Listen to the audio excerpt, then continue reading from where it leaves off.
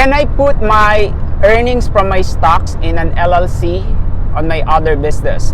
Guys, welcome to Wyco-ffee, where we are giving you tips and tricks to any tax, payroll, bookkeeping plus PPP. I don't see the need. At the very beginning, remember the stocks, if it's more than 12 months that you're holding that is a separate taxation. You would receive a capital gains. The tax rate would be in the capital gains. And I don't recommend that, especially in the very beginning, because you don't want to put your eggs all in one basket. Especially that you have an active income on your business, whether you're running a digital marketing agency or you have a restaurant.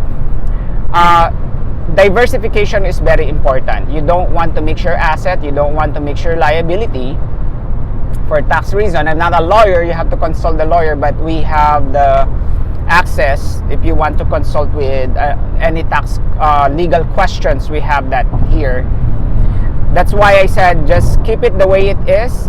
Do your stocks separately from your active business or any type of your limited liability company, because there are not so much implications in terms of taxation.